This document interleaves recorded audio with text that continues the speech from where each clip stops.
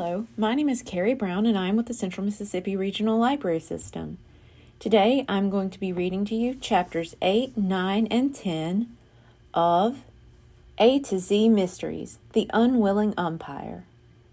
Written by Ron Roy, illustrated by John Stephen Gurney, published by Random House, New York.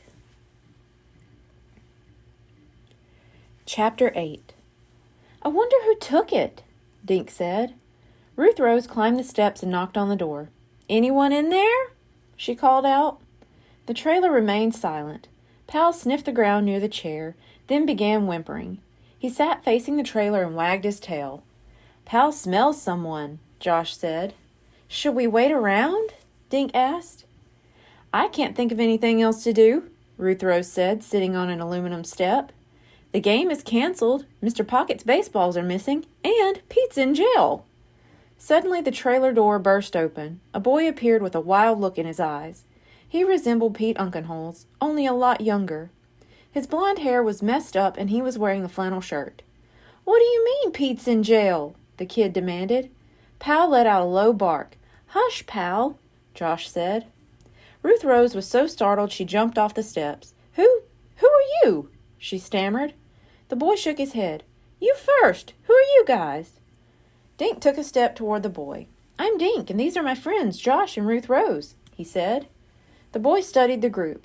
I saw you at the game, he said, raking a hand through his hair. I'm Buddy, Pete's brother. Is he really in jail? Why? The cops think he stole some valuable baseballs, Josh said. Buddy just stared with his mouth open. The baseballs in that glass case, he said. Pete showed them to me before the game started, but he didn't take them. My brother wouldn't steal a penny. But he confessed, Dink said. Buddy came through the door and flung himself down on the top step. He must be lying for me so the cops won't think I stole the balls. Dink stared at Buddy. He looked around 14 years old. His eyes were red as if he'd been crying. Did you take them? Dink asked. Buddy shook his head. Heck no, he muttered. He swallowed and took a deep breath. But Pete must think I did. Why would he think that? Ruth Rose asked. Because I was teasing him before the game, Buddy said. We were both looking at the balls, and I said something stupid like, I'll bet we could get a lot of money for these. Buddy looked up. It was just a joke. Pete's fun to tease, he said. Anyway, I saw Pete leave the game to go after his medicine. When he didn't come back, I went inside to see if he was okay. But Pete wasn't there. The glass case was busted and the balls were missing. I figured Pete must have thought I stole them and came back to the trailer looking for me. So I ran back, but Pete wasn't here. Officer Fallon picked up Pete in his truck, Dink said. That's when your brother said he took the balls. Yeah, to keep me out of trouble, Buddy muttered. Just like he did before we left Maine. What happened in Maine? Ruth Rose asked Buddy. Something really dumb, Buddy said. He stared into the trees that surrounded the clearing. Pete and I lived together because our folks died in a car crash a few years ago, Buddy said. Ever since then, I keep messing up and Pete keeps trying to get me out of trouble. Buddy scooted down the steps and reached out to pet Pal. The dog licked Buddy's hand and rolled over on the ground.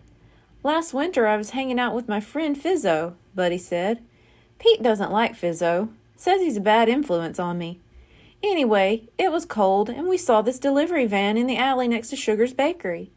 The engine was running and Fizzo says, let's sit in it to get out of the cold. We sat there for a few minutes smelling the warm bread. Next thing you know, Fizzo's driving the van. Buddy looked up at Dink, Josh, and Ruth Rose. It was just supposed to be a joke on Mr. Sugar, he said. Fizzo wanted to park the van around the corner for laughs. Only the road was icy and the van slid into a snowbank. Fizzo got out to try to shove us free. I slipped behind the wheel to put the van in reverse. That's when the police came and we got busted. So, Pete didn't take the van? Asked Ruth Rose. No way! Buddy shouted. I told you! My big brother's the most honest guy in the world. Buddy stroked Pal's silky ears. Anyway, Fizzo and I are at the police station scared to death, he continued. I called Pete and told him what happened. 5 minutes later, he came flying into the police station. Buddy shook his head. I still can't believe what happened next. Pete lied, probably for the first time in his life. He told the police officers he was the one who drove the van into the snowbank. Pete said the whole thing was my idea. I took the van, not my little brother or Fizzo. The three kids just stared at Buddy. When they asked Pete to explain why only Fizzo and I were in the van, Pete said he panicked and ran, Buddy went on. They believed him. Then Fizzo's folks came to get us, and Pete sat in jail overnight. Buddy scratched Pal's belly, and the dog let out a big sigh. Don't you see? Pete's lying for me again, Buddy said. I don't know who took those baseballs, but it wasn't me, and it sure wasn't Pete. Chapter 9. You have to tell Officer Fallon, Ruth Rose said. He has to let your brother out of jail now. Okay, let me lock up the trailer, Buddy said. A few minutes later, the three kids headed over to the police station with Buddy. Pal led the way, snuffling his nose along the ground. Why did you and Pete leave Maine? Josh asked Buddy. The teenager shrugged. After I got in trouble with Fizzo, Pete decided we should move someplace new. We're headed south. What about school? Dink asked. Pete's homeschooling me, Buddy said. He's real smart. Why did you stop in Greenlawn? Asked Ruth Rose. We ran low on cash, so we stopped here for a while so Pete could earn some more money, Buddy said as they walked. He got a job painting a house about 10 miles from here. Soon as he's done, we're supposed to head to Florida. Have you guys ever been there? Yes, my grandmother lives in Florida, Ruth Rose said. She told Buddy about the gold mystery they solved the last time they visited her grandmother. Soon, they were standing in front of the police station. Don't worry about Officer Fallon, Josh said. He's a nice guy. The kids climbed the steps. Josh tied Pal to a railing. Stay and behave, Josh told his dog. Pal woofed as the four kids walked into the building. Ruth Rose knocked on Officer Fallon's door. Come in, a voice said, and they trooped inside. The police chief was sitting at his computer. He was staring at the screen and sipping from a mug of tea. Officer Fallon glanced up. Hello again. Who's this? He asked, nodding at Buddy. This is Buddy Unkenholes, Dink said. He's Pete's brother. Hello, young man, Officer Fallon said. He stood up and reached a long arm across his desk to shake hands. Is my brother okay? Buddy asked. Yes, but he won't talk to me, Officer Fallon said. He pointed to the long sofa. Have a seat, kids. When they were lined up on the sofa, Officer Fallon smiled at Buddy. You and your big brother look a lot alike, he said. Pete didn't take those baseballs, Buddy said. Oh, he insists he did, Officer Fallon said. How do you know otherwise? Pete must think I took those balls, Buddy said. He's saying he did it so I won't get in trouble. Officer Fallon tapped a pencil against his teeth and stared at Buddy. Pete says he took the balls. You say he's lying to protect you. Who should I believe? He asked. But my brother is honest, Buddy blurted out. He wouldn't steal anything. You can call anyone back home. They all call Pete Honest Abe. Officer Fallon nodded. I already made a phone call to the police chief in Penobscot, Maine, he said. He told me about that van, and he said he's pretty sure your brother had nothing to do with it. Thing is, Pete insisted he was the one driving the van that night. Buddy blushed. That was me and Fizzo Martin, he said, looking at his feet. Pete wasn't even there. Officer Fallon stared at the unhappy boy. So Pete lied to the Maine police about the van to protect you, he said. And now you tell me he's lying again. Yes, sir, Buddy said. But neither of us took those baseballs. Why can't you let him out of jail? Officer Fallon shook his head. The baseballs are still missing. I'm sorry, son, but until they're returned and the thief is caught, Pete has to stay where he is. Chapter 10. Buddy gasped. His eyes grew wide and Dink thought he would start crying. Don't worry, Buddy. Pete will be fine till we get to the bottom of this, Officer Fallon said. He looked at the troubled teenager. But what are we going to do with you? What do you mean? Buddy asked. How old are you, son? Officer Fallon asked.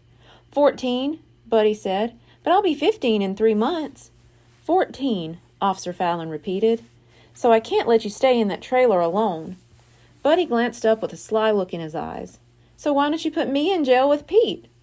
Officer Fallon laughed. No, that won't do. He can stay with us, Dink said. My folks won't mind. We've got a spare room. Officer Fallon turned his gaze on Dink. Are you sure? I can call my mom and ask her, Dink said. Sound all right with you? Officer Fallon asked Buddy. Sure, I guess, the boy said. He looked at Dink. Thanks, man. Officer Fallon handed his phone to Dink. 2 minutes later, it was settled, and Dink hung up. Mom says Buddy can stay as long as he needs to, he said. She's getting 2 huge pizzas for tonight. Cool, cried Josh. Then he looked at Dink. I'm invited, right? Dink nodded. Ruth Rose, too. We'll have a party. Okay, why don't I drive you 4 to Dink's right now? Officer Fallon asked. Can I go get my toothbrush and stuff? Buddy asked. Officer Fallon stood up. Fine, we'll stop at the trailer first. Shall we go? Dink, Josh, Ruth Rose, Buddy, and Pal all climbed into Officer Fallon's cruiser. Buddy rode up front, and Pal lay sprawled across Josh's lap in the back. It took only a minute to reach the quiet campsite. Officer Fallon parked near the picnic table. Buddy, I need to search the trailer before you go inside, Officer Fallon said. Search for what? Buddy asked. As far as I can see, both you and your brother had a chance to take the baseballs, Officer Fallon said kindly. I want to believe you, but there are too many unanswered questions about those baseballs. If they're not in your trailer, that's one question answered. Buddy dug in his pocket, then handed over the key to the trailer. But you won't find 'em, he muttered. Officer Fallon climbed out of his cruiser. He strode to the trailer and used Buddy's key to let himself inside. He doesn't believe me, Buddy grumbled. He picked up a pine cone and tossed it at the trash barrel. Officer Fallon just wants to find Mr. Pocket's baseballs, Dink said. They're really valuable. Well, he won't find them in our trailer, Buddy insisted. I believe you, Ruth Rose told Buddy. If you and your brother didn't steal them, we have to find out who did. Great, but how? Buddy asked. Anyone could have snuck into that clubhouse. But only people who came to the game knew the baseballs were in that glass case, Dink said. Oh my gosh, Josh said. The thief might live right here in Greenlawn. Yeah, Dink grumbled. He was remembering the hundreds of people sitting in the bleachers. Was one of them the baseball thief?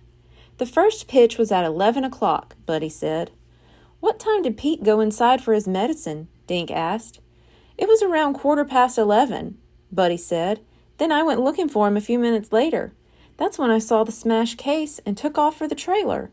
So that means someone stole the balls between 11 and 11:15, Ruth Rose said.